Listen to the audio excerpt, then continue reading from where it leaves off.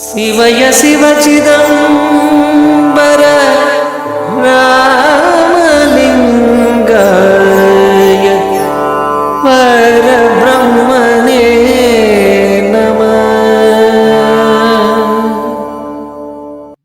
முருகா ஓம் அகத்தீசாய நமோ, ஓம் அகத்தீசாய நமோ, ஓம் அகத்தீசாய நமோ. அகத்திய சன்மார்க்க சங்கம் இந்த அளவுக்கு உயர்வதற்கு காரணம் என்னுடைய முயற்சி அல்ல. அன்பர்கள் அத்தனை பேரும் தமிழகத்தை நமக்கு அகத்திய சன்மார்க்க தொண்டர்கள் யாரும் பாடுபட்டு இந்த சங்கத்தை வளர்த்திருக்கிறார்கள். நான் வழிகாட்டியை தவிர என்னால் செயல்பட முடியாது.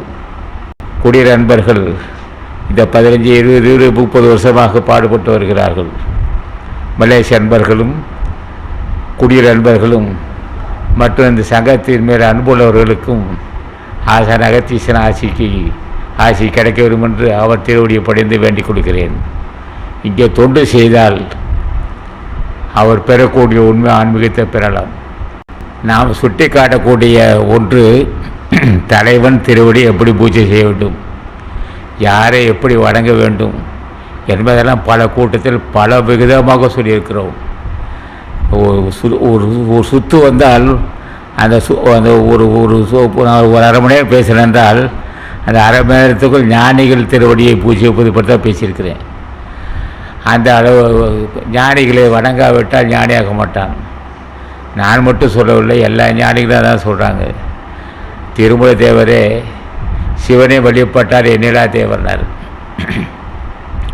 எல்லாரும் சிவனை பூஜை செய்கிறாங்க.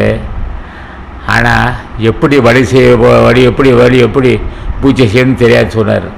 சிவனை வழிபட்டார் எண்ணிலா தேவர், அவனை வழிபட்டங்க ஆமாறு ஒன்றில்லை, அவனை வழிபட்டங்க ஆமாறு காட்டும் குருவை வழிபடின்னு கூடலும் மாமன்னர். குருநாதன் ஆசை இல்லாமல் சிவனை பூஜை செய்ய முடியாது. சிவ பூஜை எல்லாம் செய்யலாம், எப்படி பூஜை செய்யணும், அதுக்கு குருவர்கள் வேண்டும். குருநாதன் ஆசை இல்லாமல் சிவனை அறிய முடியாது. அவர் அன்பர் கைலாசம் சொன்னது போல் குருவின் அடிப்படைந்து கூடுவதெல்லாம் இருக்குது, ஆர்வமாயின் இருக்கும் சிவனார். ஆர்வம்னா புலப்படாத போயிடுனார். அப்போ எங்கு யாவைத்த பரம்பொருள் ஒன்று எதுவோ அதான் சிவம், எங்கு யாவைத்த பரம்பொருள் என்று எதுவோ அதான் சக்தி. நம்ம நூல் எழுதிட்டு வர்றோம். நம் உடம்பு உஷ்ணமாக இருப்பது சிவம் என்றும் குளிர்ச்சியாக இருப்பது சக்தி என்றும் சொல்லிட்டு வந்துருக்கோம். அதில் சில கருத்துக்கள் இப்போ இந்த ஞானத்தோடைய நூல் மூலமாக போயிட்டுருக்கு. ஆனால் நாம் அறிந்த உண்மையை மட்டும் சொல்லணும். இது ஞானிகள் வாக்கு. உரைக்க உள்ள ராஜாவுக்கு வைத்தான் ஈசன், உண்டுடித்து தெரிவிக்க வைத்தான் ஐயனார். நீ அறிந்த உண்மையை மக்களுக்கு சொல்ல தான் உனக்கு ராஜயோகம் வைத்திருக்கிறான்.